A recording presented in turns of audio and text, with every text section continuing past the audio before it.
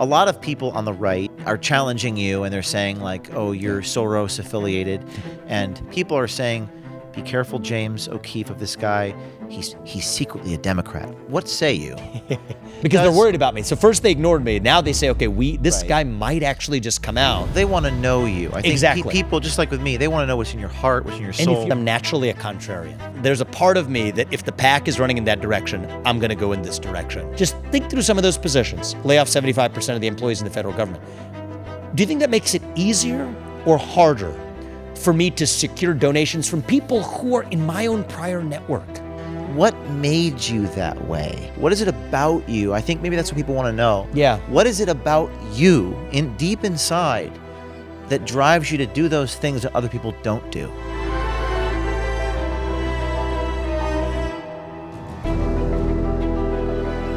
Vivek, great to be with you. It's good to be with you.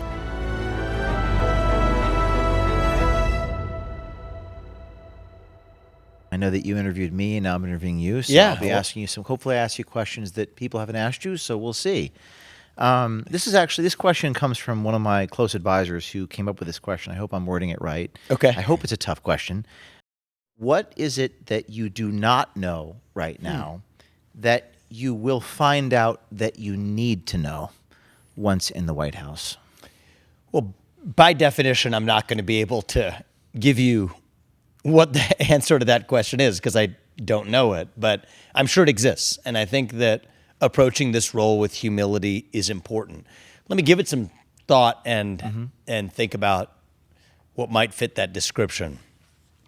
Yeah, that's as we talk, maybe, Yeah, I mean, I think one thing like off the bat, I think is a lot of foreign policy, I think, comes not just from textbook study, which I've done, and as an observer and talking to advisors. I do think some of it relates to actually knowing the human being on the other side. It's amazing how much of history and even war and peace and diplomacy is governed not just by the things you would draw up on a sheet of paper, but on knowing somebody because you sit across the table from them and what your dynamic and your chemistry is. And frankly, you and I didn't know each other at all before you came here today. And having spent some time together, I feel like my knowledge of you and our dynamic is very different than what I might have expected it to be in a good way today, but in foreign policy context, it might be not in a good way in other settings. And so one thing I could tell you that I definitely don't know, that I will need to know, and that can only know by actually having that same experience, is building that relationship with other world leaders, both those in our allies, but also leaders of those who we might consider our adversaries. And I think that's going to be a key element of doing the job well, and it's knowledge that by definition I don't have today. But I think I approach the role with the humility of knowing that I still need to have that input in order to do a good job. Oh, another person said that you and DeSantis are probably some of the smarter people they've ever seen run for president. I'm going in a random order here, but I read your book, Woke Inc. I spent a lot of time on that book. Thank you. And I skimmed through the others, but just random aside, at Harvard, you was it slam poetry or rapping or? Yeah, they would have like open mic nights, spoken word. Spoken word. Yeah, rap. I mean, it was How fluid. did you get into that? I mean, they would just do it in a dining hall on a given night. You'd show up. I kind of got into it a little bit. It wasn't like They a had some club or? competitions. I don't think there was like a formal club, not certainly that I was a part of. They would just have open mic nights, and people who were drawn to that kind of thing would show up. And you were drawn to that kind Yeah, of thing? I was, And actually. what about you made you drawn to that? Usually politicians don't rap or do poetry. Yeah, I wasn't a politician back then. I was actually, for much of college, pretty science-focused. I spent a lot of my time in the lab. I was a biology major. I ended up going into the world of biotech after. So I think I sought out in my free time things that were really different from where my academic focus was. And so I was into, the Harvard Political Union. Actually, one year I chaired it. It was debate. I was sort of in a moderating role, a listening role, not one side or the other, which was a really interesting vantage point. And then, I was drawn to some of the spoken word stuff. I was drawn to a lot of other extracurricular activities that were far away from the sciences. People that are, I would say Republicans, because I'm not much of a right winger, even though they claim that I am, and I don't know if you are. We'll get to that, but usually these sorts of people don't do artistic things, like they're like creative. The creative, it's a rather unusual to see someone rapping on the stage, and it's caused a lot of headlines, and Eminem's now contacting. But just what about you? Is it just because you were drawn to do something different? Yeah, I'd have to think about that. I mean, reflecting on, being yourself is one thing. Reflecting on why you're yourself is a very different question. Everyone always asks me those questions, so now I'm asking you those questions. And I don't know if you would agree with me that those are the ones that take the most introspection. I think that, so look, I did play the piano growing up. I've had sort of an artistic bent for some of my upbringing.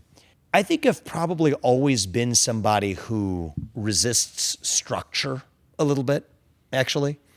I find labels very confining.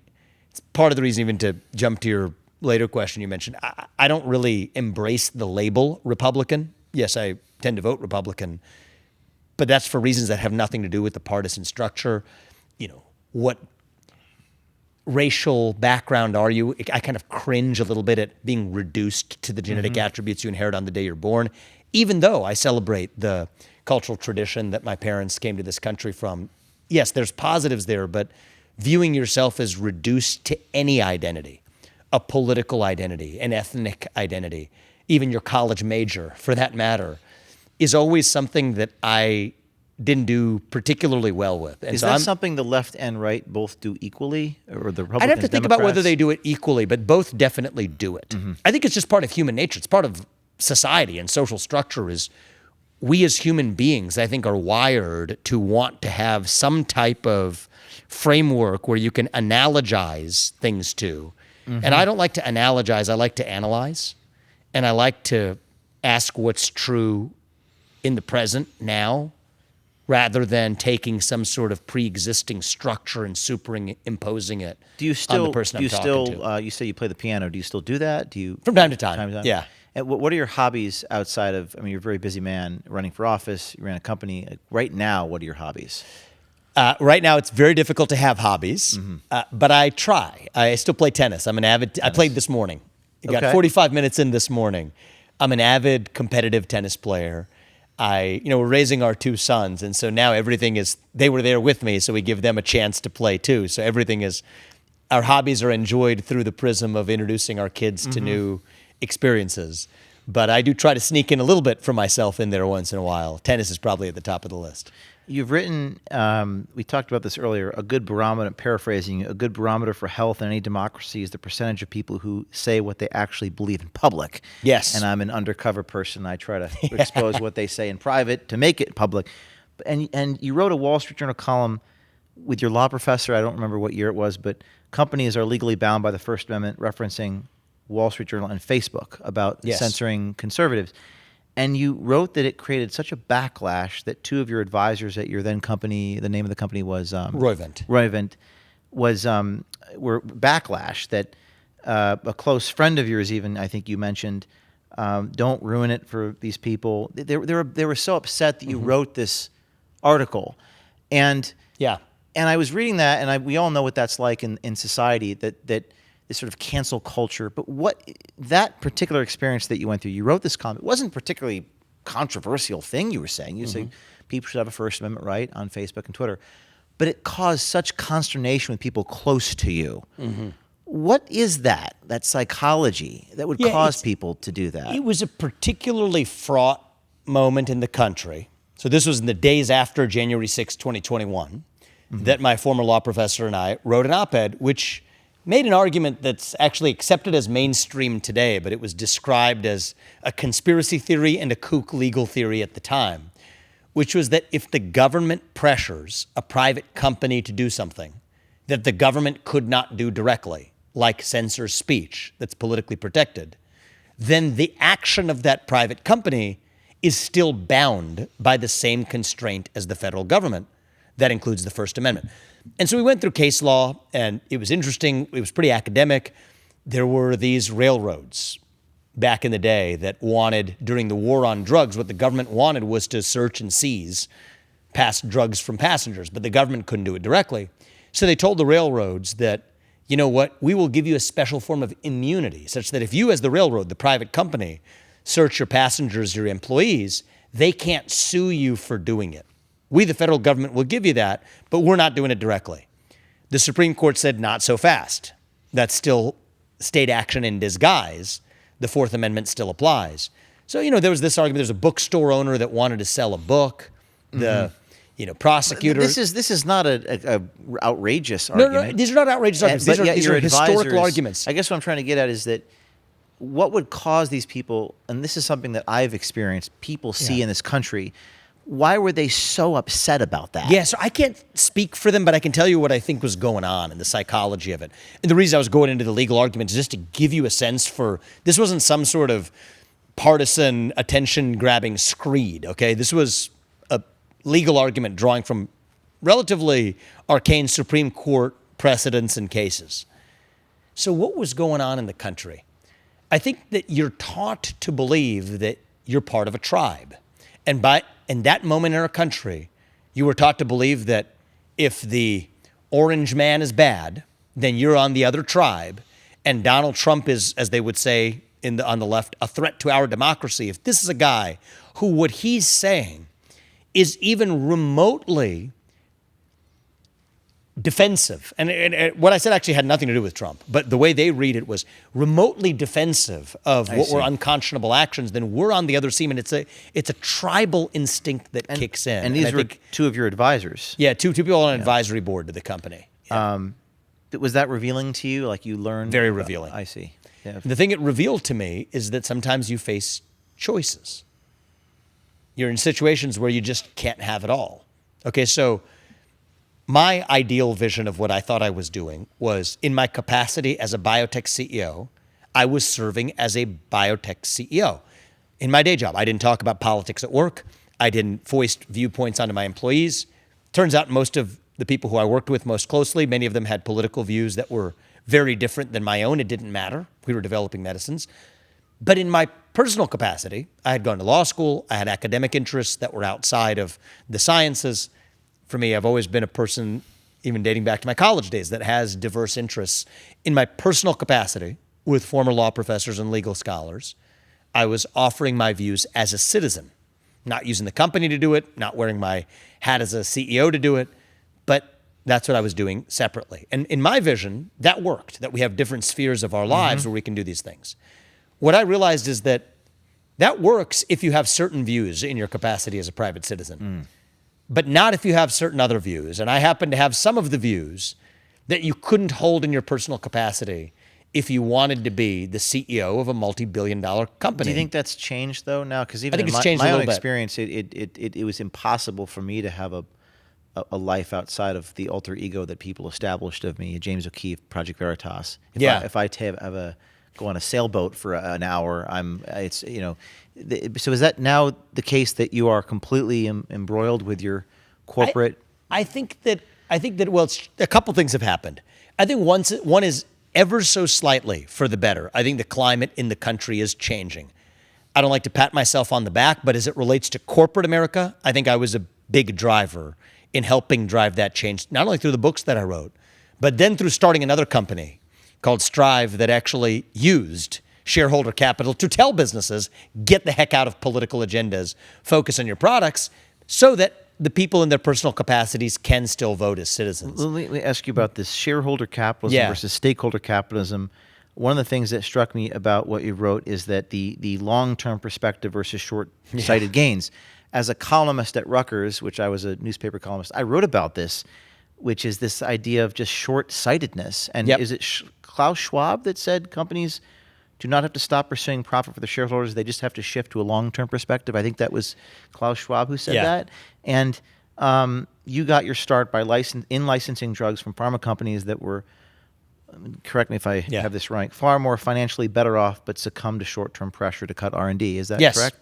And these are billion-dollar companies. In a similar vein, I've always been wondering, like I'm a scrappy started with no money and was able to do things that large billion-dollar ABC News, CNN refused to do or unwilling to do. Is there a analogy there in your world with these billion-dollar pharma companies not willing to do these things? I think there's an analogy between your world and mine in that when you have corporate behemoths, what happened is somebody who's working in that hierarchy, they don't get personally the upside of taking a risk, like, say, a medicine that they should develop that other pharma companies don't want to. If that succeeds, they don't participate in the upside. But if they fail, they look bad. They might lose their job. They might get a budget cut. So they just sit on their hands and just do what everyone else does and follow the pack. That creates an opportunity, be it within a media company for people who behave that way or people in a pharma company who behave that way. That creates an opportunity for entrepreneurs to say, okay, I'm going to go in the other direction of what they leave behind, thinking for the long run rather than just on short-term annual budget cycles where you take that risk. Now, what's happened is the proponents of stakeholder capitalism, right? Those who want to say that we have to take climate change and racial injustice into account if you're running a business. What they said initially was that profit should not be the sole goal of a business, that a business should actually care about social agendas that governments weren't addressing, right? Larry Fink, the CEO of BlackRock, used to say, businesses have to earn their social license to operate. If Trump pulled out of the Paris Climate Accords, business leaders started to say, oh, we have to step up to address climate change instead. But then folks like me said, no, you can't do that as a business leader because that's not your role. You have a fiduciary duty to your shareholders. What they then started saying is, okay, never mind what we said before. We're just going to change our tack a little bit. What they started then saying is, oh, no, we're just looking after the long run interest of the firm. Right? Using these social variables? Yeah, to say that actually if you're going to be the CEO of a media company or an oil company or a biotech company, you still have to take climate change into account when making your business decisions because you're thinking about the long run. Well, that seems like a it's possible BS. Fig leaf. I mean, it's made up. But even 20 years ago, say. I was wondering as a young cub reporter, how does Wall Street focus on long-term perspectives? What is your answer to that? Like, because most of these companies do seem to be loyal to the 30-year-old analyst every quarter. Yeah. So what type of company? Forget this social climate change and Black Lives Matter. Just pursuing the long term. Like, how does a company do that? Is that the culture of the firm, or a big part of it's the culture of the firm? Big part of the history of the firm. Big part of it is having leaders. The person who leads the firm, a CEO, who actually says, I'm committed to the long run without the short-term undulations. And then some of it has to do with the shareholder base. So I think the companies that are best able to think for the long run are the ones where the shareholders are actually investing their own money in the company. That might sound like a basic thing. Well, what do you mean? Invest their own money. Isn't that how it usually works? The answer is no, that's not how it usually works. Most shareholders of public companies in America are firms like BlackRock and State Street and Vanguard and so on that aren't investing their own money, their balance sheet money or their owner's money. They're investing other people's money through passive index funds and otherwise. So those shareholders actually tend not to be particularly focused on what really maximizes value and more focused on other fashionable social agendas that allow them to be more popular, maybe even raise more trendy capital during trendy cycles in our culture. Mm-hmm. And so to get academic about this for a second, back in business school, they used to refer to what was called the separation of ownership and control, to say that, oh, the real problem is the CEO controls the firm, but the shareholders actually own it and they have divergent interests. And that was a problem back in the 1980s. It's where you saw the private equity industry and others born to address that. The real problem today is what I call the separation of ownership from ownership, where the people who show up as the shareholders of public companies in America, they're not the actual shareholders.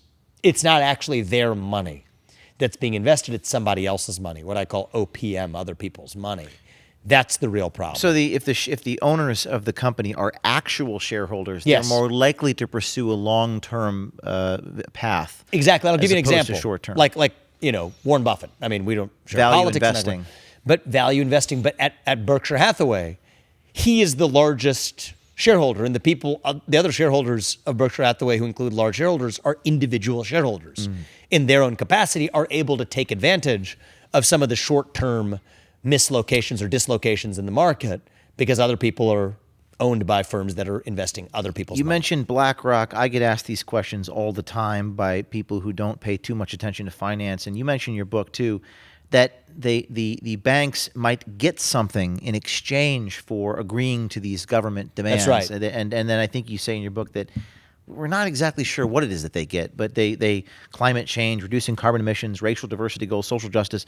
What is the consideration that these financial institutions are getting in exchange for these goodies that they're giving to the government people? Do we know? Well, it's a good question, but I think that some of it shows up in the form of bailouts, right? In your hour of need.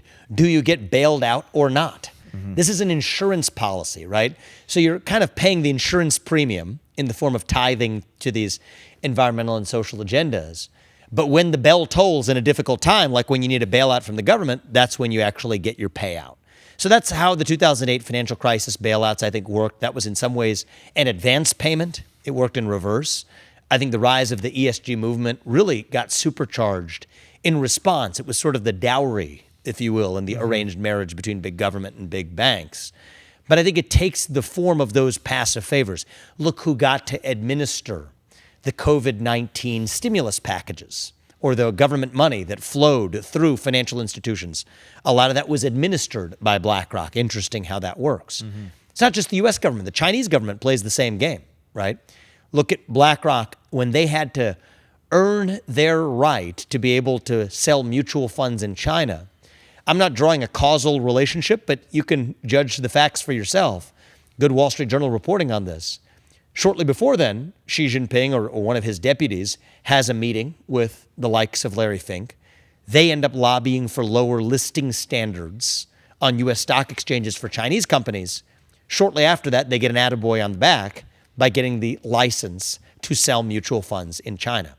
So it's not that different. It's not just like the United States is the only country that does this. In some ways, it's an emulation of the Chinese model. You do favors for the government does favors for you. Larry Fink walked a little bit of this ESG stuff back a month or two ago. I remember was that because there was a tidal wave of grassroots resentment about it, or did you see that? Or Oh, absolutely. And what caused that? in well, your mind? I'm proud to have played some role in this. I think that I created, for example, a competitor, Strive, that was, a thorn in their side. Strive crossed $1 billion in assets under management a year after launching the first fund.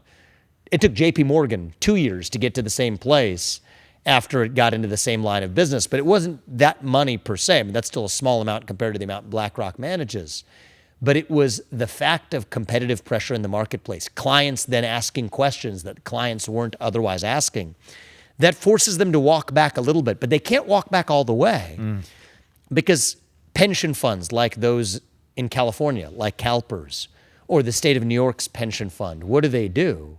They actually tell these firms that you can't manage our money unless you adopt the goals of the Paris Climate Accords or sign the Climate Action 100+ network commitment or a wide range of other conditions. And so if you're one of these firms, BlackRock or Vanguard or State Street, think about it. A big fish is saying you don't get to manage their pension fund money unless you force your portfolio companies to do the same thing. So if you pull the string all the way up, it actually ends up being a political actor working through the back door of the market to do what the government couldn't So what's do the through solution? the front door. Public policy solution. Well, I think some of the solutions aren't going to be public policy. They're going to be competition.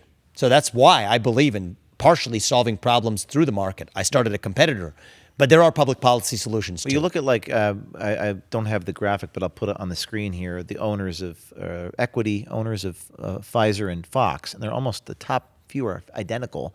It's BlackRock is I think 18 or 19%. If you look at most public companies in America, that's the real problem. We were told we have competition between Apple and Microsoft, between Disney and Paramount Pictures, right? Between Coke and Pepsi. Turns out the top shareholders of these firms are almost universally the same set of ESG promoting asset managers. So a couple solutions I would say is, one is, let's just start with the easy stuff. The Biden administration changed the rules. They said that historically, the rules governing retirement funds say you had to maximize profit. Well, they said, now we're going to change that and say that's not the sole objective. They can take into account non-pecuniary benefits other than investment return. They didn't want to leave it to chance which one, so they even name it in the rules, such as climate change. So I would rescind a lot of those rules. So there is a lot of ways in which the government has helped create and fuel this problem. I'm going to address that as the next president.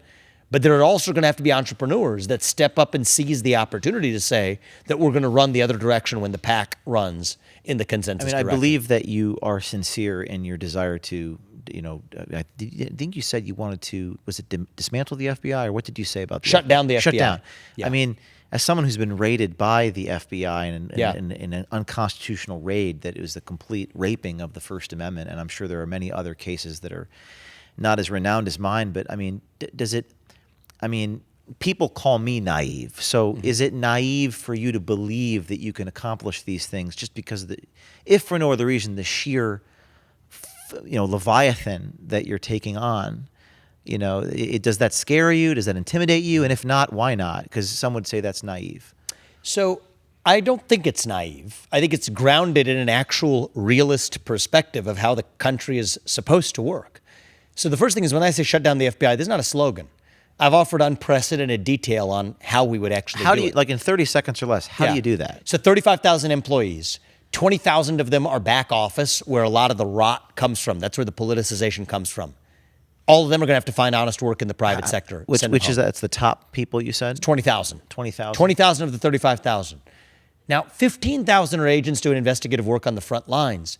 Move them to other agencies that haven't been corrupted in the same way, like the U.S. Marshals for child sex trafficking and other crimes, the DEA for taking on the fentanyl crisis or otherwise, the Financial Crimes Enforcement Network at the U.S. Treasury. So this is very practical. 20,000 of the 35,000 fired, done, go home. 15,000 will reorganize to agencies that haven't been corrupted in the same way. Let me. Yeah. Do you think that these agents or the rank and file, I don't know if rank and file is the correct terminology, are they just following orders? Are they Americans stuck in this job? What is your view on that? I think a lot of them are individually good people, but the bad results they create are the product of a machine that is really bigger than just the sum of any individual part. And this is where I'm a little different than other Republicans who will compete and try to say with greater vigor than their competitor, fire Christopher Wray, not forgetting the James Comey game before, and the next James Comey will come after. It's not a problem of individual action when you're talking about the administrative state. It is the Leviathan. It is what Thomas Hobbes envisioned. It is a monster bigger than any individual. And I think the right answer is you can't just tinker around the edges of that monster, put a new figurehead on top. You have to slay the beast. And so that's what I'm bringing to the administrative state. The other piece that people say this is naive is, well, aren't there these civil service protections? That's what they told Trump, right? That's what stopped Trump. They said, you can't fire these people in the federal government. Well, read the actual law. Turns out that the civil service protections protect against individual employee firings. They do not apply to mass layoffs. Mass layoffs are absolutely what I'm bringing to D.C. There's a Reorganization Act from 1977 that says under limited circumstances, if it stimulates the economy or if it eliminates redundant agencies, then yes, the U.S. president is already granted power from Congress to actually shut down those agencies. What do you think the greatest challenge or threat against you for doing this is? What will be the biggest obstacle? There are many obstacles, but what is the most terrifying obstacle to you? Well, this is not the one that's most terrifying. The biggest one on paper, though, is that they're going to sue me, which I think is good. The feds will sue you. Yeah, well, the feds, even when I'm U.S. president, they're going to say, there's all this is unconstitutional. The good news is I've studied the current Supreme Court, and they agree with me 6-3. It's sad that that's how we'll have to settle it. But the good news is that then codifies that into judicial precedent, such that the next president who comes after me doesn't have to deal with the same headache. What more terrifies me isn't the legal challenges. It's, I don't want to go there, but I think it's what history teaches you happens when there are people who challenge a system. But I'm a person of faith. I believe God put each of us here for a purpose. I believe if you're guided by that purpose, nothing's going to stop you. And, you stay true to your faith in a belief that the arc of history bends towards justice and that you actually are able to do what God put you here to do. But, I think that some ways, if you all believe that it's being done by me, then you live in fear. If it's being done through you, then I think for me that's the source of my freedom. We could spend an hour on that point alone. Yeah. But And I agree with that. I mean, Tucker asked Trump about the question about assassination, and but I think choosing not to focus on fear. Again, I could spend an hour, but I want to ask you some more like semi-technical. And then I got 10 minutes left, so I'm going to ask you about your upbringing and just some things, the anecdotes from your youth, administrative state, and then managerial class. Yeah. So I've actually experienced this in my own life, even in hiring, like just trying to run a company, like, of 80 people. Another thing I've seen in my life, high-paid bureaucrats who have no actual ownership in the company and balance the needs of the founder, investor, employees. You say these sorts of people are, quote, playing for power. Yes. Perhaps social stature. And I wanted you to comment on what you meant by that, because it's odd that a mid-level, I don't know, chief operations officer or what have you from some investment bank, not making a ton of money, but they're playing for power. That's right. What do you mean by that? Well, so we've seen a shift in the balance of power in our country, not just in the government, including in the government, but not just the government, towards the middle managers. It's a horizontal managerial class. The same person who's the deputy undersecretary of God knows what in some three-letter agency is the same kind of person who becomes the associate dean of something at an elite university, that gets the ambassadorship to some second-rate country abroad, that also becomes the person who sits on the board of directors of some publicly traded bank. That is the horizontal managerial class that wields more power today than often the actual proprietors. On my own podcast, shortly before you and I chatted with, say, Papa John, right? John Schnatter, who's the founder of Papa John's. He's the proprietor, the entrepreneur, the visionary. But it's middle management or the board of directors or whatever that then eventually says that person's an inconvenience. We're going to toss them out when they pose a threat to actually wielding the power that the board wanted to wield. You've had your own experience of this even in the nonprofit sector.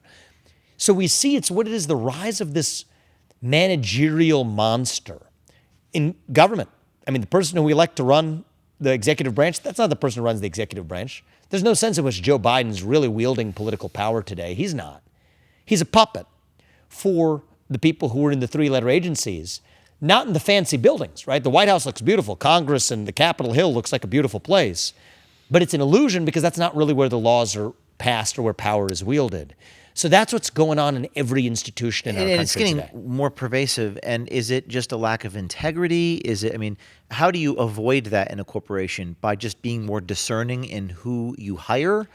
Yeah, I think it's a few things. I think first is actually takes leaders who have a spine, right? I think part of the problem is you have leaders who are spineless, who what the managerial class does is they make the life of the leader easier. To say, hey, you get to go home at 5 o'clock. You get your year-end bonus if you actually met your diversity, equity, inclusion hiring goals and your ESG goals. You get your 10% extra on your year-end bonus as determined by the board.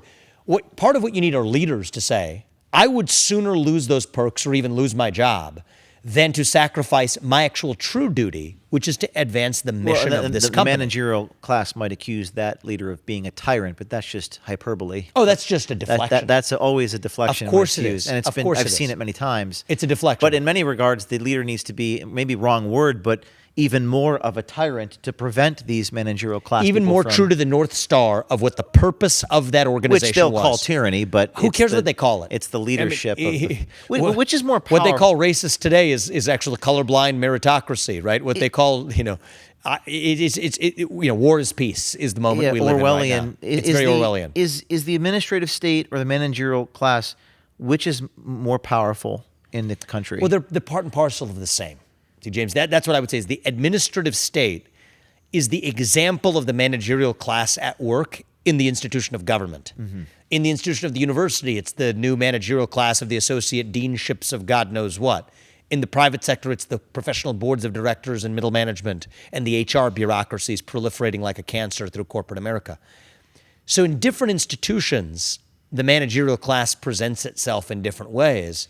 In the federal government, that's through the three-letter agencies and the deep state that resides within. Going back to your, I guess it's not childhood, I guess it's post-college, I don't know, 2006, you talk about Goldman Sachs in your book, which has a very near and dear place in my heart for reasons I won't get into. Okay. Golden rule, quote, he who has the gold makes the rule. And interesting how that works. You also mentioned people say, I work for Goldman Sachs. Like it's an impressive thing. But this Yeah. was not almost 20 years ago. I almost feel like if someone says they work for Goldman Sachs, it might be used as a mark against them now. Today, yeah, but Do you there's think new that's- versions of that. There's There's- new versions like of what? it. Well, I think that for a while it was I work at Google. I'm an engineer at Google, right? And Google's engineering talent used to be really high, but it eventually came down. It was a money printing machine. It almost didn't matter who their engineers were. It could be the person with purple hair who walked in and added to the diversity quotas because they're part of a alphabet soup of new identities that helps them in their diversity rankings, but it still allows them to go home and say, hey, I'm an engineer at Google. Now that's actually fallen to one side too. So then it's going to be the new thing. I work in clean energy. That's probably what it is right now. It always changes. I work in clean tech. Yeah, always whatever changes. it is right now. It's It the changes. cachet of- It's of- the cachet, yeah. But back in 2006, when I was a junior in college and got that internship, it was to say, I work at Goldman Sachs. And, right? and you mentioned that an was anecdote the where they equivalent had of it. like a day to clean up the park or something in New York City, and your colleagues, and just briefly tell what you Yeah, it's witnessed. kind of a funny story. So, they say you take a day, they call it service day. Everybody shows up. You know what? They decide that nobody's actually doing service. Everybody's chit-chatting, office gossip, deal talk. The boss, the head of the group, is supposed to be there leading the way, nowhere to be found, shows up an hour late in his Gucci boots and says, hey, let's take some pictures and get out of here. Everybody laughs and leaves. That's the sort of thing I would covertly record and do an Oh, yeah, investigation on. If you would have they- actually had a field day with that. Did that dishearten you? Did that make? How did that affect you? I thought at the time it wasn't like I was like, oh my God, I'm so disillusioned. What happened? I wasn't that naive. You already see it. By that point, you're not surprised by it, right? It's sort of a combination of amusement and disappointment would be the way that I describe it. And also, I'm 21 years old. I'm not even 21 years old. I remember I turned 21 that August. I was like, that was interesting. In some ways, I guess it wasn't that interesting because that's unsurprising. This is exactly what I would have predicted. But still, when you see it hit you that starkly, you're like, Well, Twitter didn't even yet exist in 2006. So I wonder if the machinations of people, they'd be a little more cautious to engage in that sort of behavior. Yeah, I think so. But if you ask somebody else who worked at that type of Wall Street bank back in the mid to late 2000s, they would tell you that story wasn't surprising, right? People with different political views from mine, but who worked at Goldman even would say, yep, that sounds about right. And it's not surprising. And so it's the ennui of it, right? That's almost what makes it remarkable. Not that was such a remarkable story. So in a certain sense, like take your incident of that guy who worked at Pfizer that you caught on tape. This wasn't one of those incidents.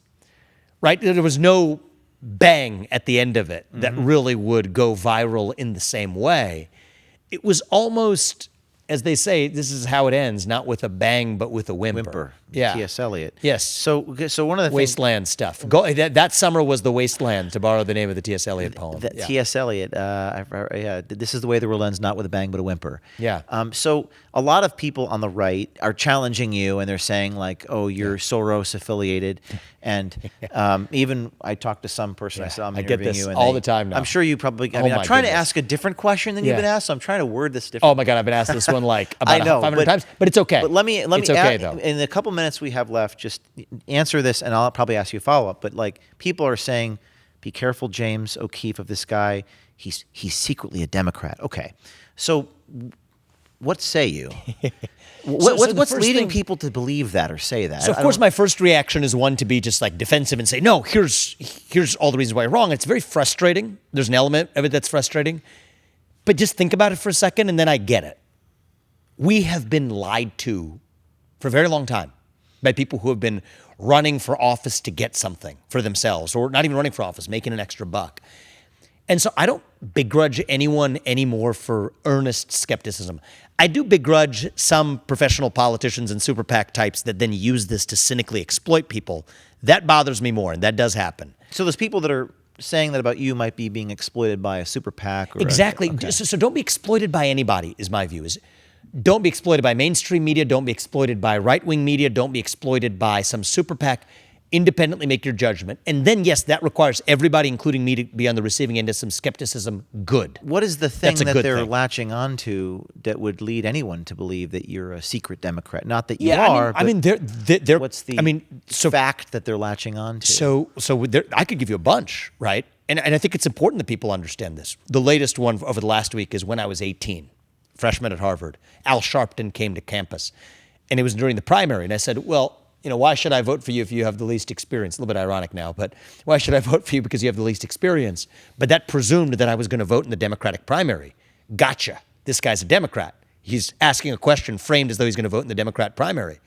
I Well, see. two things I would say is, one is if there's an 18-year-old who did vote in the Democrat primary and then goes through his 20s and then his 30s and then has life experiences that lead him in a different direction, great. That person probably has more conviction than somebody who was just reciting their slogans. Now, it turns out that wasn't me. I was a guy who was already put off by what I saw, but I also didn't love George Bush, and I was against the Iraq War. Is there a recording of this? Yeah, Okay, there's a recording there's of this, a video right? of it. And so I ended up voting Libertarian that year, right? Because I was against the Iraq War. And so that was kind of not really a Republican position back then. But as I said, I don't care for these labels. There was a scholarship that I won back in 2010 by a guy who was related to George Soros. His last name is Soros. It was his brother who made his money independently, who's dead, by the way, that offers a generic scholarship, or they're one of the funders of a generic scholarship that at the age of 24, I unthinkingly accepted $50,000. I'll take that, and that's what I took. And when people on the road or whatever, I'm sure little old ladies bring this up to you, and That's the Soros connection. Are you they're able talking to? about. Yeah. What is that interaction like? Or do you convince them, or are they begrudgingly skeptical, or what's? Well, I think people earnestly show up. They don't know what to believe anymore, and I don't blame them. We're just constantly fed lies 360 degrees. I think when we're in a room and we can earnestly, and my job is I'm as transparent as I can be. I've put out 20 years of tax returns. I'm just doing things that no presidential candidate You've done more has. interviews. You do every interview, which is highly unusual, but it's worked for you. Agree, disagree, left, right. How do you criticism. find the time to do Yeah, that? Because so- I so- can't even do every interview, and I'm in the interview business. How do you do that? I think it's your job. If you're running for U.S. president in this kind of era where people are constantly fed lies, the most important thing I can do is to take, actually the ones I turn down are the easy ones. I mean, the easy ones, we don't need those, right? That doesn't add to the discourse. But if somebody actually is going to hit me, right before here, I came off an interview. Unfortunately, it wasn't a very good one in the sense it wasn't conducted well, but it was by this MSNBC host who was screaming the whole time. But I'll still take it, right? Are you screaming back? Or I don't think so. I think we were trying to push him in a direction that was actually doing something productive for his MSNBC is what I audience. read about your Soros connection right before I sat down with you. I guess it was an MSNBC article aimed to target conservative readers. That's right. And I mean, but the right Because they're worried about me. So first they ignored me. Now they say, okay, this Right. guy might actually just come out. And there's some articles on the left saying that now Vivek Ramaswamy is scarier than Trump, so they're trying to play the PSYOP game in reverse. Well, the right finds conspiracies sometimes where they don't exist, but I don't. And sometimes where they do. Sometimes where they do, and most of the time, usually it's correct, but some of the times it's not. I would say 1% of my comments are like, he's controlled opposition. There's almost like this policing. There's this mechanism that wants to cleanse. That's And right. the right is not very cohesive. Conservatives are not cohesive. They're not. They're extremely competitive, very envious. So I don't know what your thoughts are on that. As someone who's ostensibly a conservative, maybe you are. I know labels are nothing, but I mean, I in today's climate, I want to define what it means to be a conservative. And yes, I am a conservative, somebody who wants to conserve the values that made this country great and revive them. Sure, I'll take that label for the purposes of where we are but right the now. knives are out for But you. the knives are out. But this is to be expected, right? Anytime there's something new, I mean, people might forget this. Remember, they said Trump was a Hillary plant. So you roll that back. And Trump went through his version of this, right? Why? I think he gave money because to Hillary. he'd actually gave given money money to everybody. But he gave money to everybody, to but us too. but he gave money to Hillary. Yeah. And so, look, there's going to be a natural process of skepticism, but the question is, to what end, right? And skepticism good as long as you know to what end. If it's towards making sure that we're reviving this country and handing over the keys to the people who are best positioned to actually, with an earnest heart, revive this country, that's a good thing. Well, they want to know you. I think Exactly. people, just like with me, they want to know what's in your heart, what's in your And soul. if you're running for U.S. president, right, my job is everyone in this country, by the end of this process, should know who I am and what I stand for. And if after knowing that, they want to go with somebody else, I am deeply at peace with that. There's probably a part of me somewhere deep down inside that'll be relieved by that. we're living a great life. We've lived the full American dream. We have 2 young sons at home. My wife is one of the best in the world at what she does as a throat surgeon. She's passionate about it. Why are we doing this? It is our sense of duty. And one thing I would give people just a metric to just sort of think through the skepticism on is a good metric is, has somebody actually given up something, traded off something to advance their convictions? Right? Think about the things that I'm saying. People know how the Republican donor establishment works. I can read you countless text messages on this phone right now, but I don't need to read them to you because people already know this. Think about the things I'm saying about pardoning peaceful January 6th protesters. Think about the things that I'm saying about pardoning Donald Trump, about actually making sure that we expose the innards of government tech censorship, my position on ending the Ukraine war by doing a deal with Putin, my position that the climate change agenda is a hoax and that we have to end electric vehicle subsidies. Just think through some of those positions. Lay off 75% of the employees in the federal government. Do you think that makes it easier or harder for me to secure donations from people who are in my own prior network of multi-billionaires from Wall Street or elsewhere? Do you think that makes it easier? No. In fact, many of those people refuse to donate to me and are donating to my opponents, even the ones who know me. And as of the time of this sitting, there was a conviction yesterday. Enrico Tario, I believe, got 22 years in prison. This is creating which is unjust. Was it a crime what he did? Or well, I don't have. I'm going deep on the facts. It does have my eyebrows raised that a guy who wasn't present on January 6th, who his defense attorneys have at least said there wasn't an iota of evidence that he even told someone to do something violent, and is tried along with multiple other defendants, a practice that I don't love because it allows juries to get confused about which defendant actually did what. Doesn't smell good to me. Right. But I was the only presidential candidate who had the guts to say it. Nobody in the Republican donor class likes me talking about this stuff. Is that because of their donors that will get upset about it? Of course they get upset about it. And that's usually the biggest variable. And so I've taken tens of millions of dollars of my own family's, 15, 16 plus million already, of our hard-earned money and put it into this campaign when I could be raising even more mega donor money to do it. So just think about it. Does that sound like somebody who's, it's a fact. Make your own judgment. Take a look what I did. I was the CEO of a multi-billion-dollar biotech company. Took the trouble to expose government tech censorship and the legal arguments against it. Prominent advisors to my company resigned, putting me in a position where I had to make the decision that was the right one to step down. That's what I would say is just look at the decision somebody makes. I did not come out of the birth canal spouting Republican talking points. That's true. I explored ideas. Your dad was liberal in your. You wrote about that. He leaned left, absolutely, and he also nearly lost his job and worked hard to do it. But just make your own judgments is all I would say to people. Think independently. Maybe final question here is.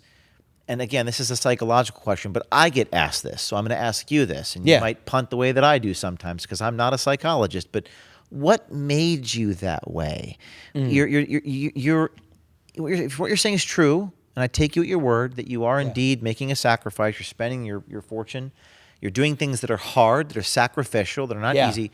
What caused you? What is it about you? I think maybe that's what people want to know. Yeah. What is it about you, deep inside, that drives you to do those things that other people don't do? Yeah. So there's the superficial part is I'm naturally a contrarian. That's the superficial part. It's almost the reactionary part. And it's not the most important part, but there's a part of me that if the pack is running in that direction, I'm going to go in this direction. But that's almost a teenage instinct. I think the deeper instinct is the world, this country, has almost been too good to me and my family, right? There's no sense in which I think we deserve to have drawn the hand that we did, being born in the country that I'm born in, at the time in that country's history when I was born in it, to the 2 parents who went all out to allow me and my brother to live the same opportunities, and then marry a wife who I was not only lucky enough to meet, but who herself was lucky to grow up in circumstances to have 2 parents that also allowed her to thrive in the way that she did. Now to have our 2 sons, to live the life we do after accumulating immense wealth by a young age. Yes, by working hard, but still a lot of people work hard and don't get there. It's almost a feeling like it is too good not to at least ask what we can do maximally to make that possible for people other than ourselves. And so, yes, we've donated I don't talk about it often, but like I tried the thing where you do it by being a philanthropist, donating and setting aside millions of dollars for charitable efforts that advance causes. For me, at least, that didn't give me the same sense of fulfillment and satisfaction. Right? The financial sacrifice is almost too easy to make. And so we're making some component of financial sacrifice in this campaign too, but that's not the big sacrifice. Putting yourself on the line, actually taking personal risk, like real personal risk. And I can tell you from experience over the last 6 months, even over the last year and a half since I started Strive is when it began. Yes, immense personal risk. I'm not asking anybody to feel sorry for us or anything else. But yes, for the last year and a half, in a meaningful sense, having taken real personal risk, it feels right. Right? That is going to be the minimum that I can do to live a life that was almost too kind, what this country had given us, not to be able to take some real risk to pass that forward. I think that's combined with my contrarian instincts and combine it with that sense of debt of obligation, put those things together, and the chemical reaction that resulted was this presidential campaign. And I think that's the best I could probably give you from a self-psychological assessment. All right. I think that's a good place to end. Good luck. Thank you, Matt. I appreciate it.